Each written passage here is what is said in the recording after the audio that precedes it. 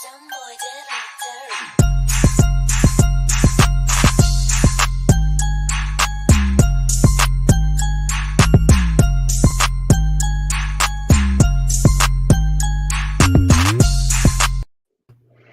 right, welcome back to another episode of In the Green Bets. Justin here with Grant.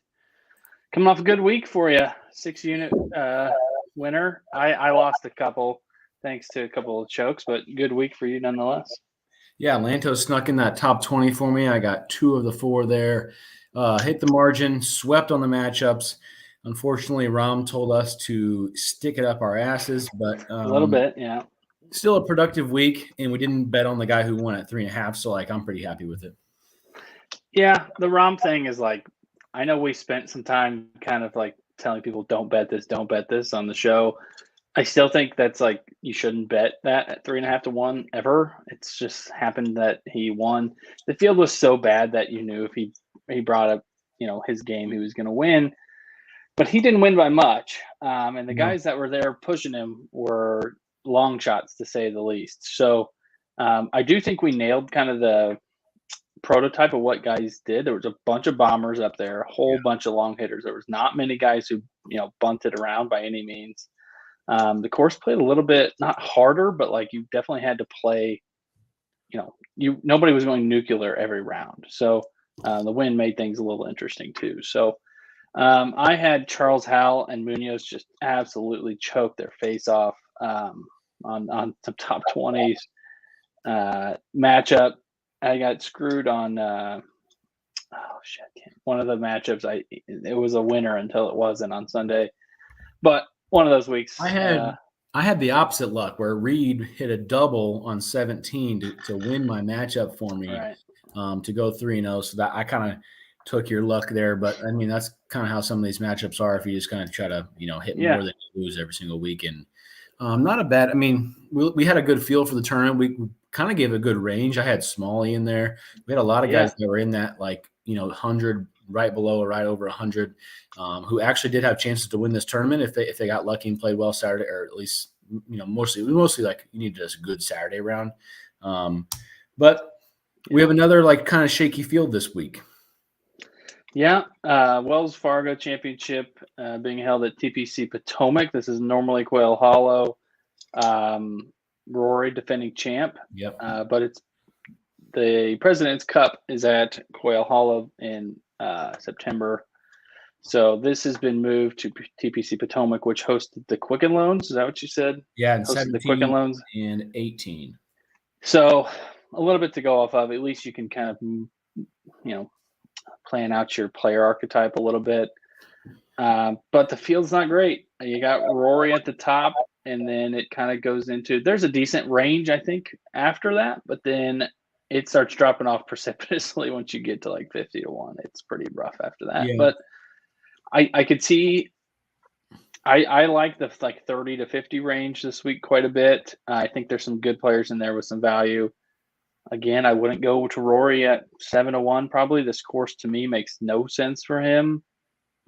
It's a very technical course. You got to hit it here and then here, and the greens are tiny and they're really firm. It's super tight, short, but not short like you can just hit driver everywhere and overpower it. It's a little bit like RBC Heritage we just had a few weeks ago, where it's look, this is where you have to hit it. Everybody's going to hit it there, then they're going to play from there. So the guys who can, manage tee to green and then putt well are the ones who are going to win. So to kind of the scores have been tough here in the past too, 7 under wins. This is this is such a good way to explain, I think, that the ball striking that this course demands. Kyle Stanley won this event. Kyle Stanley won an event at this golf course in 2017. Yeah. I don't know if anybody's ever watched Kyle Stanley play, but if you have to do anything but putt, he's awesome.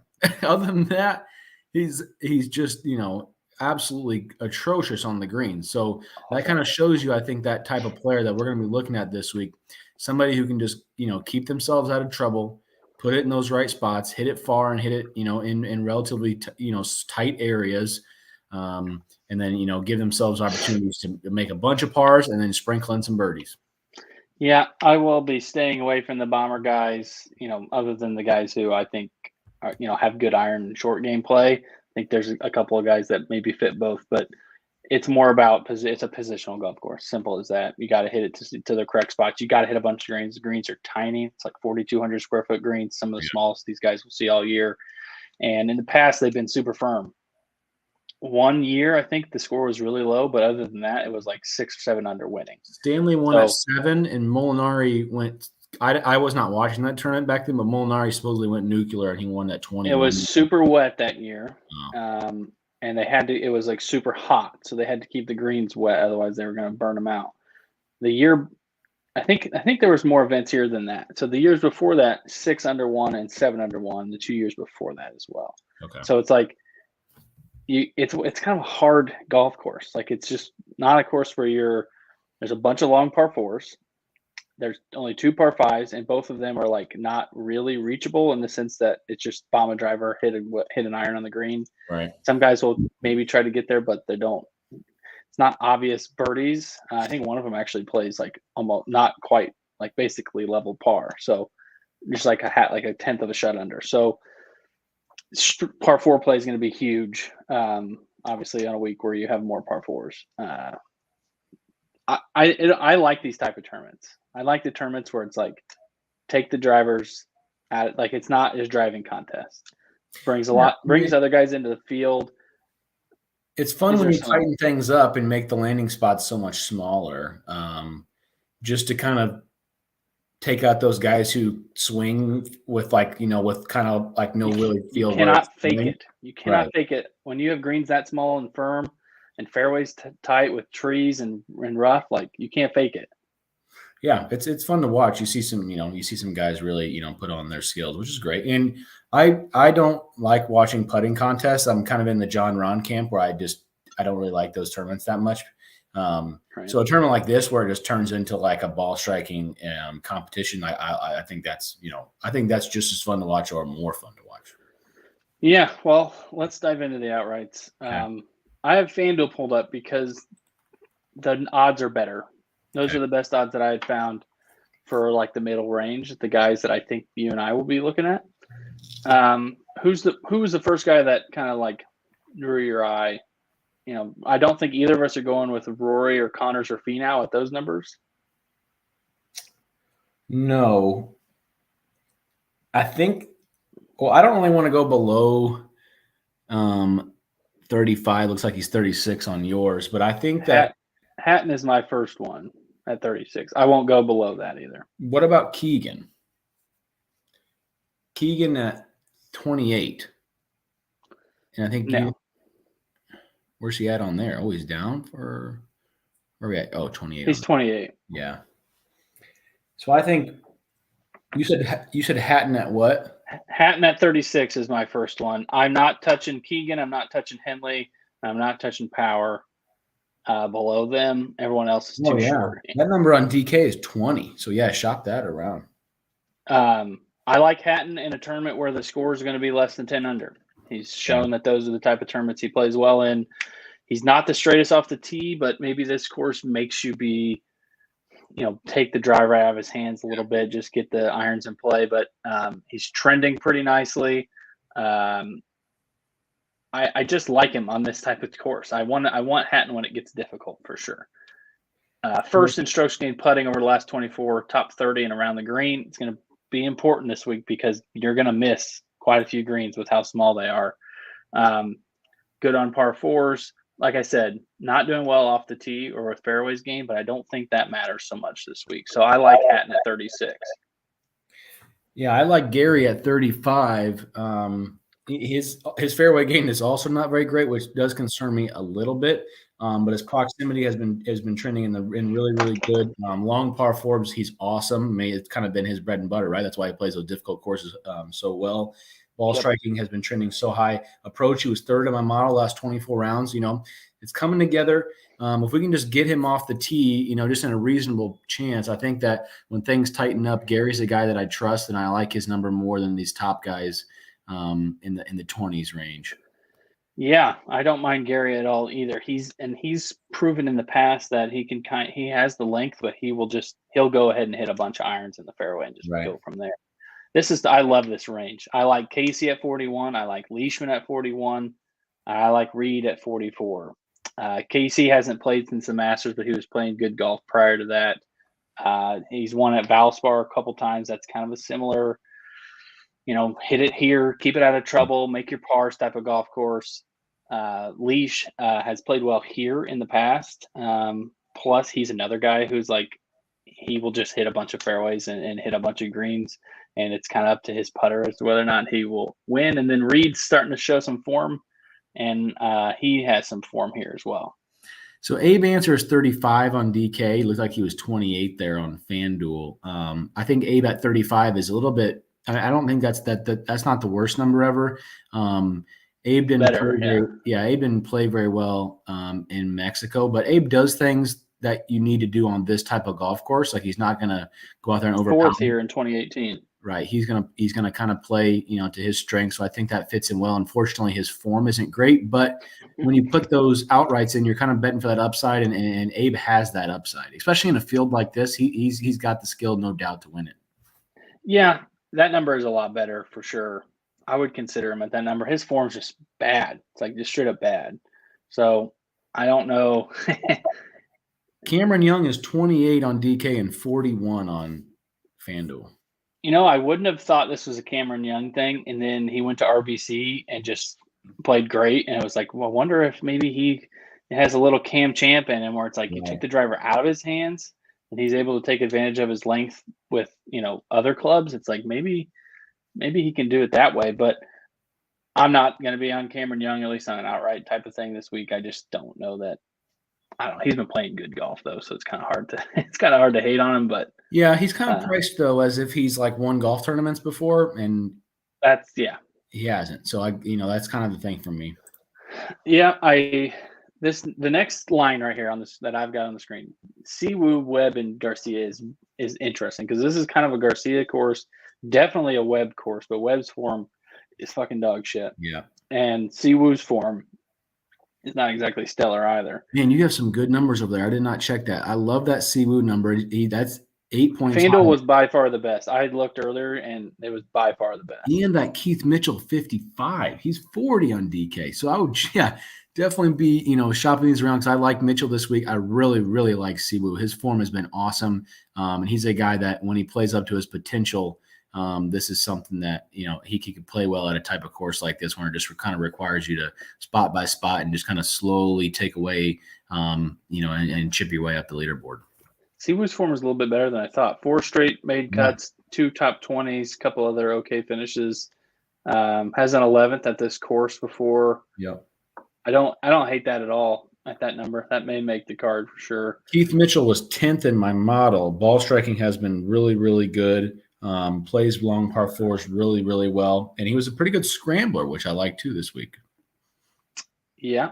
Yeah. Cam Young popped 3rd in my model, by the way. I didn't even realize that. Yeah, there's been a lot of people betting him. I think that's why DK dropped him. If we keep trickling down, Kuchar showed some really good form, and this is a Kuchar course, but I'll let Kuchar prove it to me that he's ready to win again before I bet him.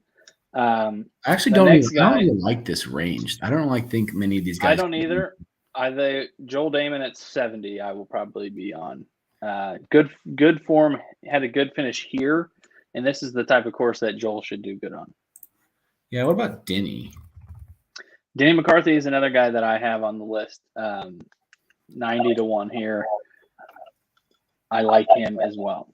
He hasn't missed a cut since February of – that's February of 22, sorry. But he's played 10 events since then. Holy shit. Denny's been pretty solid this year, and this is the type of course where if his irons are just good enough, you put him on a bunch of small greens, he'll fucking make a bunch. Yeah, he's that guy who is a good putter, but he has those spikes in irons week, so you think eventually it'll come together, and this seems like a week it could happen. Yeah.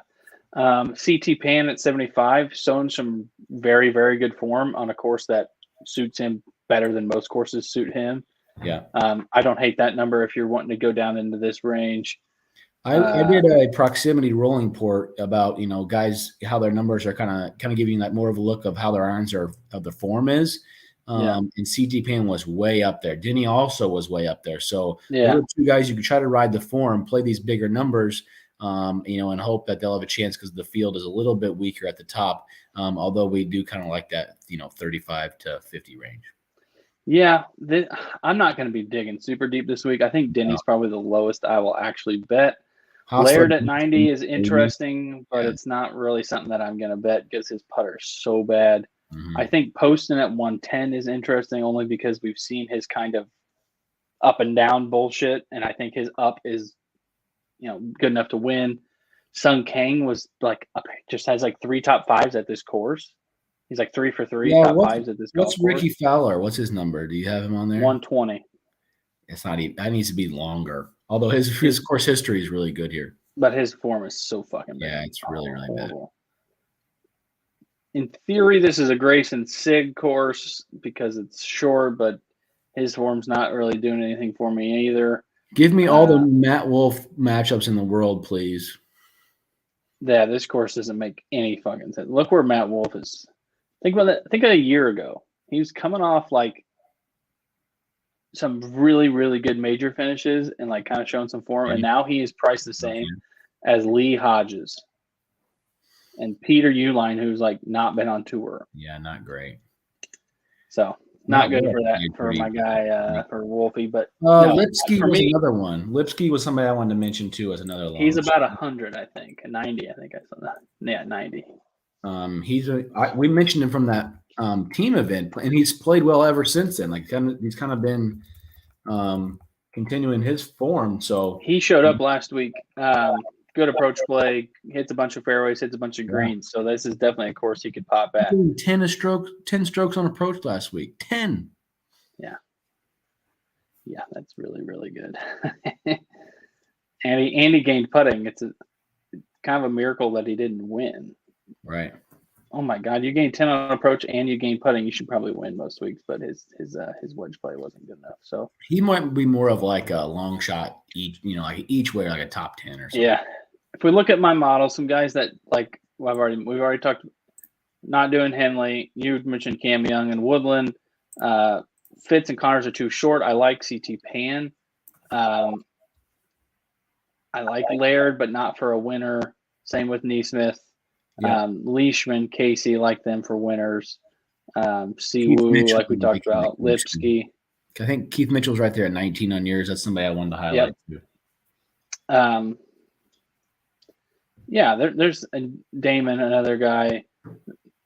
There's some fun numbers, I think, in the 40 range, the 40 to 50 to 60 range. Those are my favorite range, I think, this week. Yeah, I agree. Top 20s, top 10s, top 5s, anything you want to – it's going to be a bunch of the same guys. Yeah, I'm going to stay away from 10s just because it's been kind of helping me out as far as making my card. I felt more comfortable taking out those bets. I just don't see the value. Yeah, I think we kind of get into this every week is just more of because we like that range of guys who have good top 20 numbers. That's kind of how we bet. We've been betting that forever. But I think if you want to go super high, I don't even know. Fitzpatrick is the guy that I'd go up and get if I was going up super high, or Connors, one of those two. Yeah, 125 for Connors. I think Connors could be my one and done, but I'm not sure yet. Yeah, one and done will be kind of interesting. We'll talk about that later on. But I like Hatton at 2-1. I like Siwoo at 250. I like Damon at 290. Mitchell at 270. For sure. Neesmith and 30. We just mentioned him. I like that. Lipsky, Neesmith. I like. For some reason, Troy Merritt is priced so stupid this week. I don't really understand it. At least in the outright market. Denny at plus 360. He's playing some nice golf to be priced down that far. Troy Merritt was third in bent putting. Good for Troy Merritt. I don't understand the Merritt thing. I know I talked about Hubbard last week and he pooped on our faces, but he was there. He was played good still. So what about Tony Finau 120? I'd rather bet Connors. At minus 125, or what's he on FanDuel? You said plus 125, I thought. No, Connors is minus 125. Plus 110. Okay, so do that instead, yeah. Gary at 160, I will be betting because Gary Woodland's going to win the tournament, so that'll be easy top 20.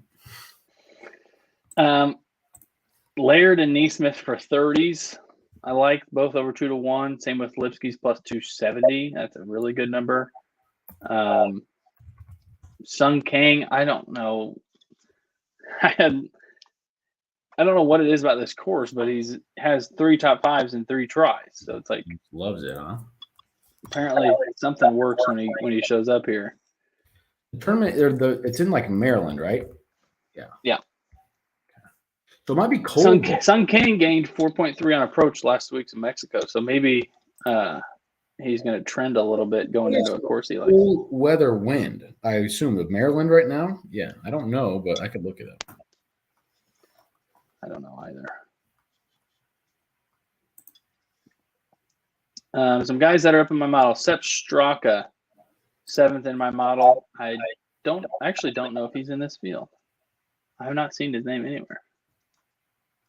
Oh yeah, he's 40-1. I'm not betting him at 40-1. Well, Seamus Power, he'd be another one too. Sabatini, Adam Long. There's a bunch of guys in there if you'd like it. Sepp Straka plus 170 for a top 30. It's not terrible. I mean, his 20 number is pretty good. Luke List. This could be a Luke List course. Straka has some really nice finishes, so I might be on him for a top 20 as well. Okay. Luke List, yes, in the sense that like he's another one of those guys that hits it far, but like has shown up on the course on like the shorter courses because it's just easy for them to hit the fairway where they don't have to take as much club. They don't have to hit 3 where they can hit an iron. So there's definitely an advantage there. Brian Stewart popped in my model. He's another one of those guys that he can stay high in your model because his approach play is so good, but his putting is not trending well, and his off the tee numbers are just absolutely horrific. So, maybe this is the week though where you can kind of go away from some of those guys, or you can go towards some of those guys that have bad off the tee numbers, just because you don't. It's not a requirement here. Right. Doug Gim, another guy who his approach plays really, really good. His putter is really, really shitty, but he's playing decent golf right now. So he's getting on approach 5 straight. Playing shitty putters this week. I don't mind it. We've kind of seen bad putters do well this tournament. Yeah, I guess. Keegan has a top 5. Keegan has a top 5 at this course. Molinari and Fowler, but Fowler's a good putter. Was a good putter then. Bo Hostler is a good putter. Martin Laird is a 3rd. Leagues. Ryan Armour is really not that great of a putter for as short as he is. But we've also seen some good ones play well here. Reed, Abe, Bo Hostler, guys like that. I'll be interested to watch Brandon Matthews. He's the Corn Ferry guy who just hits fucking nukes. He's in the field this week. He hasn't played with a driver the last 2 weeks because it goes too far for the courses they were playing. His fairway finder driver is like 320 carry cut. He's like the longest professional golfer there is. He just hits nukes. Is he really tall? He's like kind of tall, but he just bombs it. Interesting. No laying up Huber, the Corn Ferry guy that they have on the pod. Sometimes he's like, it's like way different. He just fucking bombs it. So he got a sponsor's exemption this week. So this is not the course to hit nukes on, but will be interesting to see him hit a few shots. David Lingmurth also won this course in the past. That's a blast from the past. No, that's kind of where I'm at on 20s and 30s. I just watched Brian Harmon's number drop in front of my face, but I won't go super low on these because the field is huge. Like Norlander's way down there. Maybe this is a course where Norlander's irons could show up, but his form is so horrible. It's not even funny. He does have spike weeks though, so like if you do believe in him, the problem is it's impossible to figure it out. Like he may spike for 2 rounds and then absolutely fuck you on Saturday and Sunday. So Higgs is way down there. Cuts in a row, and then he'll get like 2nd. And then he'll miss like 5 more cuts in a row, and then he'll get 10th. It's like, what are we doing? Harry's kind of been popping a little bit lately. He's pretty far down the board. Sig and Stewart are both about 3-1 for a top 20. They're, they don't hate either of those guys. Yeah. So, matchups. Yeah, I kind of like matchups this week. Let's get into that. Hatton as an underdog to Abe. I will take that. Hatton's form is significantly better. I just like it. I just prefer his form to Abe. I'm on Gary Woodland this week. I got Gary Woodland even money over Tony Finau. I like. I know Tony Finau is playing well, but that field was so bad last week that it's like I don't really put that much into it. Rahm didn't even play it. Like he did made some putts, but like he didn't do anything that special, and he just won. So it's like he drove the piss out of it, basically. Right. So I'm not, that's whatever. But the Hatton over Leishman. Do you like Hatton over Leishman? Nope. I like Leishman. He'll be on my outright card. Okay. CT Pan over Streelman. Streelman's I keep fucking betting him. I keep losing money on him, so I'm gonna bet CT Pan instead. They're even money. Lipsky over Mitchell. I know you like Mitchell this week, but he's kind of been trending the wrong way. Keith Mitchell. He was playing really, really well earlier in the spring in Florida, and then I think he started kind of inching the wrong direction. And he's like one of those guys that succeeds because he hits it far. So he hasn't played since the Players, and he got a top 15. Played well there. Yeah, he got top 15 there, and he had 3. What I don't love is the way in which he succeeds for this course. Look at it's all off the tee for the most part. Now his approach play is fine, but I'm worried that he loses his advantage at a course like this. Maybe I'm wrong, but his approach play has been good enough. I was more so just I think his ball strike. I'm just looking at guys who have form and ball striking that can carry them. If things start to get difficult. Yes. Yeah. And he's on that list. Cameron Young is at the top of that list, by the way. I just don't think that the driving distance matters at all this week. Like it does. It's a super short course, and it's not a course where guys will hit like 4 drivers around, probably, if that. Yeah, it's hard with tight fairways. That's what makes me nervous. Like is it gonna? Yeah, I don't know. I'll be interested to see like how many drivers guys are using. Yeah. Gary's driver like sprays, so maybe he'll just club down. Hopefully he will, because I think most guys will just club down because this course is short enough. It's not going to matter. Just in general, but Cam Young can hit the ball a mile without the driver. So yeah, he hits it far as fuck. Right. Denny over Adam Long. I know Adam Long played better last week, but Adam Long's kind of like a resort course guy, and I kind of don't really want Adam. I actually Long like that. Denny plus money over Adam Long. I agree. I don't prefer to bet Adam Long when the golf course is going to be hard. No, he's like basically a strictly resort course guy. I don't hate Corey Connors plus a bunch of money over Rory. Why do I think Rory's going to like go out and just be an awesome wedge and iron player? Like, he's not. His approach play is not very good. Connors' approach play is really fucking good. Unless his driver goes straight, and now all of a sudden he's hitting like. Yeah, but I think there's enough dog legs out there. You're not hitting driver. Could be the case. Rory's, I don't know. He's hard. Rory's very hard to bet against or bet for. Like he's hard on both sides. Yeah, because his ceiling is like fucking unbelievable. Yeah. Lipsky is a underdog to Smalley. I know he cashed money for me last week, but I liked it a lot better right than this week. Yeah. Don't hate that at all. Sep Straka is 137 minus versus Honor Bond, so he's getting juiced. This is not a Bond course, I don't really think either. But Russell Knox over Lucas Glover. I like that, but Glover's a weird person to bet because sometimes you'll bet him and he'll finish DFL. And then the next week he'll fucking finish 12th. And it's like, well, what the hell's going on here? Joel Damon is even odds with Johnny Vegas. If we think that the power of Johnny Vegas isn't going to really help him out that much, then you should probably take the Damon matchup over him. Yep. Vegas plays well on courses where he can hit it farther than other people. So if we start to get into a landing zone competition, I would take Joel Damon in that matchup, and they're the same price. I am looking at the aerial map of TPC Potomac. Okay. I do not see a lot of holes that look like you can just grab your driver and hit the fuck out of it. There's a few, for sure. There's a few that definitely look like that, but most of them have curves or trees or bunkers or like fairways that stop and then have like a rough before the green. So look like the proximity of iron shots is pretty. I think it's pretty high here though, because you have to club down and you're not hitting. Yeah, and long holes. The par fours are long. Like there's like 6 or 7 like 450 plus par fours. Yeah. Some of these holes, like the fairways, we're going to see a lot of guys just play from the same spot all day, and it's just going to turn into a 175 contest.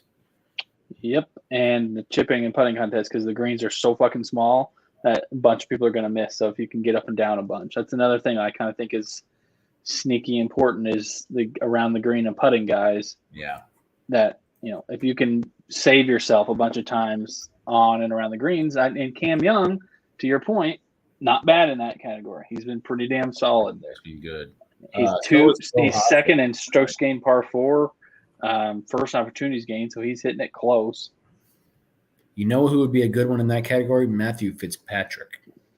I love Fitzpatrick for this course, but the number is not good enough. Right, but maybe you take him in a matchup or something else like that.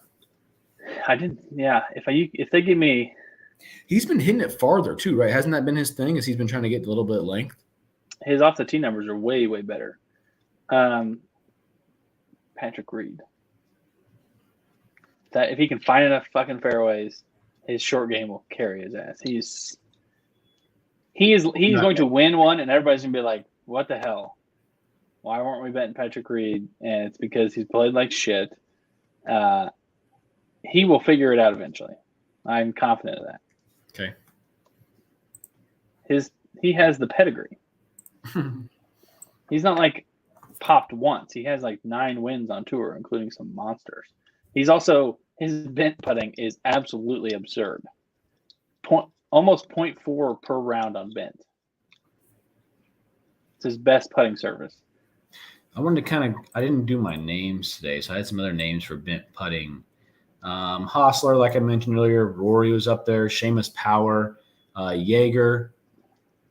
Lanto was another one that I finished in the top 20 for me last week. He's another bent putter if you think is not a Lanto course, but he's playing really well. So. Right. If you're going to ride the form. I think we have multiple bent. We should have multiple bent events in a row, right? Until we hit Southern Hills probably. We have a major in 2 weeks bent as well. We have 2 more events until a major. Southern Hills may be bent as well. Although most big time courses don't really play bent anymore, but that area of the country can tend to be bent. Leash was did well here for the Quicken Loans years too. He was another I like him. Past performance. Yeah. So we have Byron Nelson and then the PGA next 2 weeks. Yep. That's it. It's a little. This is a tournament that I know. I understand why people didn't show up because this course doesn't really like get you ready for Southern Hills really in any way, shape, or form. Right. But nobody has played for like weeks, really. Like you think there was the Masters, and then some guys turned around and played RBC. A few guys played Zurich, but that doesn't really count. And that's a fucking team event. No one played last week. No one's playing this week, basically. And then is everybody just going to go to Byron Nelson, or are people just going to like take a month off and then show up? Like I think they're going to go play AT&T. Yeah. So. And Rory's playing just because he's defending, right? Rory won last year. I would guess so. Yes. And I would guess if this was at Quail Hollow, we'd have some guys, but I think that's maybe a casualty. What about Rory missing the cut? Is he just playing because he won last year? Is he going to get out of here quick? Here's my concern. He is way better than like most of these people in this field. He can sleepwalk and make the cut. Oh, Rahm has brainwashed you after 1 week. Yeah, a little. Yeah, I'm pointing straight to that. It's like Right. Ron brought this like fucking B- game and won the whole tournament. He led wire to wire and was like, he didn't make a putt outside of 10 feet for like 10 holes on Sunday. He's hitting bombs. His driving numbers were was so funny. They were just both ripping drivers the whole time. And Kitayama hits nukes. Kitayama too. He's got a weird swing, but he's good. I mean, Rory had that. He finished the Masters really well with that round. Maybe he has some momentum, defending champion. Maybe he thinks Southern Hills is a major he can win. I don't know. If he doesn't think he can win at Southern Hills, where the fuck does he think he can win? He right, that's what I'm saying. I think that tournament. Like that is sort of a confidence thing where it's like, hey, if I can get this thing going, I could. He needs to keep it rolling this week, I think. Right. But like I was kind of talking about, I don't know why nobody's playing this week. I get maybe the course doesn't make sense for a prep, but like, I don't know. Does Craig Ranch? Maybe maybe a little bit more than this week. Sometimes I like to take the week off before the major, but I think you'll see some pretty good field for Byron Nelson because a lot of guys have not played. I wouldn't want to fly to Maryland. I know for one. Yeah, but it's 2 weeks. Right. I don't know. It's just interesting. The fields have been bad, and I kind of expected this week to be better. I mean, last week was god awful. It was one of the worst fields in years. Literally. The good thing about this is we don't have that top end, but there is that little group of like some guys who play well in tournaments. There's a decent little like middle of like Euro guys. I assume one of them will win. That's kind of what we talked about earlier. That kind of range we were talking about. So. That's kind of the strong tier of the tournament. Other than that, it's pretty bad, pretty shallow. Yep. All right. Back to the margins. I assume you're just going to keep it straight and narrow. Yeah. So we have an issue though, but it's fine. We're going to keep it 1 and 2. The issue was when 2017, when there was Quicken Loans was played here, it was a playoff. The next year, Molinari won by 8. So there's been a little bit of a wonkiness trend, but I'm going to say screw it because I hate losing it when I go off the trend. It's like you got to just stick to it, be disciplined. Most tournaments finish 1 or 2. I'm staying with 1 or 2, 250, 350.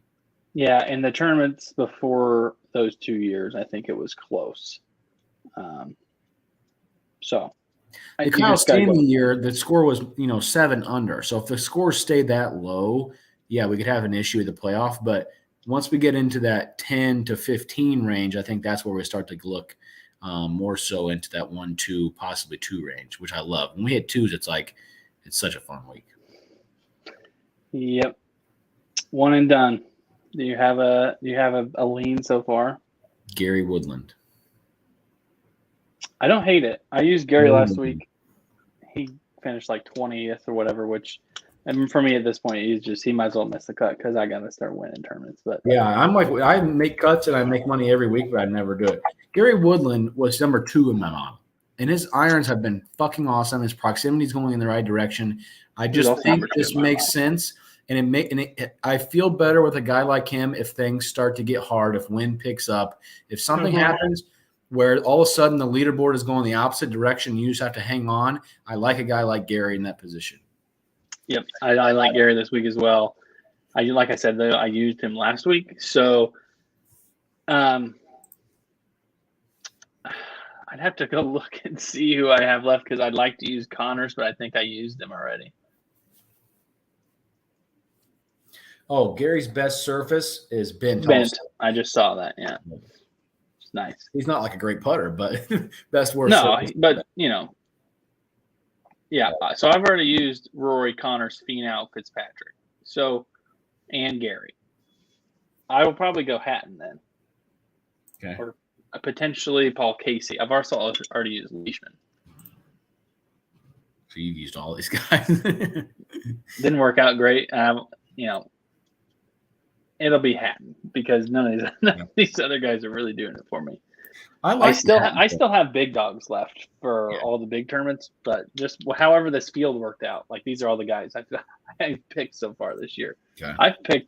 This field is terrible, and I've picked 6, 7 of the top like 15 guys somehow. That ain't good. And Do you have a then best bet? shitty with most of them. Here's what I'll do. My favorite outright is Hatton, but Leishman and Woodland are right there for me. The same. Perfect. Well, I was going to add this. This is perfect. I can just go off that. I liked the Woodland plus money against Tony. I know Tony's playing really well, and ball striking is his thing. But spot-to-spot golf, I trust Gary Woodland. I think any match I can get with plus money on him outside of Definitely maybe Rory or somebody up. I didn't really – Rory, I might even take it. I would take that plus money with Gary. I like that for my best bet. I may just – my outrights may be like I like all those guys between 36 and 50, and I may not go anywhere else. That's I might do a little dabble on like Damon, Pan, and Denny, just like small ones, because I think all those guys kind of make sense and their form is trending. But like Hatton, Woodland, Casey, Leishman, Reed, Siwoo. That's 6 guys, and that's kind of usually where I like to be. I like outrights. too. I'll load up on those 6 guys, all of them between 36 and 50, and call it a day. Perfect. We got F1 in the States this week. Yeah. And I am very excited. We're going to be on a fishing trip. So whether or not we are going to be able to watch the Miami Grand Prix is a bit up in the air. Hopefully, fish bite like hell all morning. We're done, and we're going back to watch the golf tournament. Yeah. Or the F1. Maybe we can like stream it on the way. Yeah, that'd be great. Yeah. But let's plus 120 to win. Don't hate that at a track we've never been before. So I don't want to say Max and him should be even at a track we have no past history at. So I'd maybe take the money there. The issue is that you might go through qualifying and Max will be pretty fast. Maybe just wait till after that. Yeah, I was looking at the like a visual of the track, which is never really helpful. But there's a couple big straights, like a few big straights, and I think Red Bull is faster in the straights still. So yeah, I think Max is going to win, but it's either Max or Leclerc. I really don't think anyone else has a chance, to be quite honest. I wish they would let us parlay those two to podium. Fastest lap, George Russell is minus 10,000. Why is that? Where do you see that? Is that just because someone bet it down? We'll see where you're seeing that. Race props fastest lap on DK? That's a mistake, is what that is. I would say it's just like a literal, like an actual mistake. Yeah. If somebody bet that, that's so stupid. Max Verstappen fastest lap. If he has the fast car, he gets the fastest lap. It's simple as that. Max Verstappen fastest or to qualify and to win together 120. If I would bet Max, I would maybe go there because if he qualifies first, he's probably winning. So yeah, probably. The issue is there's always, we haven't had a chaos race yet, so I would maybe be ready for something weird to happen. Well, no, but we had chaos qualifying. Yeah, last race. We had a race where Red Bull every lap. Close finish. That's a little bit of chaos, but we have yet to have that race where something like somebody weird leads the whole, leads or wins or something like that. So we'll see. Yeah, Lando to podium. The Lando car has been coming up here. Yeah, but he basically admitted that a whole bunch of shit had to go right for him to even have a chance. Right. Last week, and it was raining, and he's a good rain driver. He's plus 450. I don't hate it. Magnussen minus 175 to beat Schumacher. I might lay that. Oh, easily. Mick hasn't got a point yet, I don't think. He gets last all the time. And K-Mag has been good. Yeah, that's just K-Mag's got to be that's just like betting against Haas and Joe. Their car may break down. K-Mag's car that's just betting quit. Just he gets in a wreck because he's in that bunched up thing, or the car sucks. Unfortunately, it might not have anything to do with him. K-Mag is 10th in points right now. He is ahead of Ricardo, Tsunoda, Gasly, Vettel, Alonso. He's ahead of all those guys. Mick hasn't scored a fucking point. He's down there with Hulkenberg. I don't mind that. 135 is pretty good. That's not terrible. No. I mean, it's a lot of juice, but come on, look at Mick sucks. Right. Has Mick beat him yet? Probably not, right? No, I doubt Unless it. K-Mag wrecked out one week. Unless he had a race that he went out, but I don't Nick know. didn't even race the 1 week because he got in the wreck. Yeah. Yeah, that'd be interesting to see, to say the least. NBA playoffs also going on tonight. Yeah, I missed out on my Dallas bet, or the one we were talking about, because unfortunately they just beat them before it got to 7 games. Yeah. So that was interesting. But it seems as if actually we should look up the score of the Bucks. Celtics is up. They're up 16 with 5 minutes left. Okay, so that might be a series. Jaylen Brown has 28 points. So that's I wonder if we can get a price on that, or it's probably locked until. Yeah. Giannis is only 10 for 26 from the field, so I would say that has a lot to do with it. Yeah, so that series market's not up. No Marcus Smart, and they beat the shit out of him. Coincidence? Mavericks plus 350. They're going to get beat, right, or no? Yeah, they're getting beat. Luka had 45 last night, and that game wasn't close at all. Miami's minus 525, and the Warriors are minus 550, so they've got these series priced way down. Well, the Warriors, I honestly think, could lose. I don't think they will, but they should have lost that game the other night. Yeah, it wasn't great. They fucked around and got lucky kind of to win that game. But the reason the Warriors are going to win is because they just have like a bajillion times more experience and the best player in the series. Yeah, series correct. Jordan Poole might be the best player in that series, though. He was unbelievable the other night. Unbelievable. Jordan Poole? Yeah, he was the best player in that game. Wasn't even close. He's very, very talented. And he's like, I said this before, he is like a weird mix of Steph and Clay. He can like play off the ball pretty good, but like if you let him run the offense, he'll get 10 assists. Yeah, he shoot like stupid idiot threes that go in the basket. His confidence is also to the roof right now. So, well, and he's got Draymond like setting him up and like pumping him up, but also like at the same time telling him like, you know, they got all that experience. They're like I think they have a chance to win the whole thing if they keep shooting like that. There's not a ton of value right now, unless you want to go to exact series. We also have the Derby this weekend. That's another thing if you liked horse racing. I love losing money on the Derby. Give me all the fucking exactas and you know all the fancy bets that make draw you in and that you never win. The Suns to sweep the Mavericks is plus 450. Luka probably won't get swept, but I probably will be one of these wonky series. Like the Grizzlies could easily just win one game, and that's a 280. They could easily get swept. What about the Heat to sweep? Plus 300. 4-1 is 205. That's the favorite. You got to think they're probably going to win the next game because Embiid's out. Yeah, and there's not like a guarantee Embiid's coming back for game 3. Then say if you go 2 out of 3, the next it's 4-1, or if you do 2 out of 3. The only thing that concerns me is like if they win the next game, Lowry's probably not going to play the third game. If they win that one, Lowry's probably not going to play the next game. And at some point, you may need Lowry, but like they're not going to play Lowry until they need him because it's like, what the hell? Why would they play him? So Miami's that game. I watched that game tonight. It was terrible. Miami's offense was so bad, but they're just. What's Miami to make the finals? I don't hate that, but I don't think they're beating the Celtics. What about the Bucks? Team futures. Hold on. Miami 145. Wow, Miami's the favorite.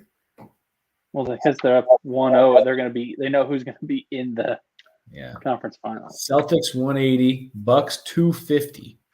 I don't hate that, but they need Middleton to come back like ASAP bad.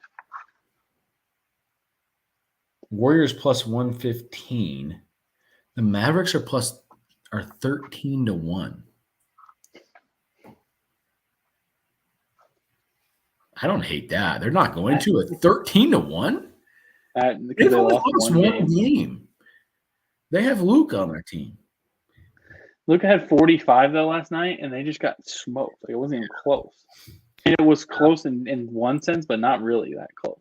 Unfortunately, these series look like they might be outside of the Celtics and Bucks one. There's not tons of them. I mean, the Grizzlies and Warriors is fun, but those will be close games. But I trust the Warriors way more. Shaden Sharp has dropped to 75-1 to go first in the draft, and we bet him at 200. which is nice. We got capped on our bet. Thank you very much, DraftKings. But shit. Yeah, I'll be excited to see the F1 race. Hopefully, our trip goes well and we get there. So, if you like fishing, give us your best wishes, please. Yep. All right. Well, good luck, everybody, and we'll see you next week. Peace.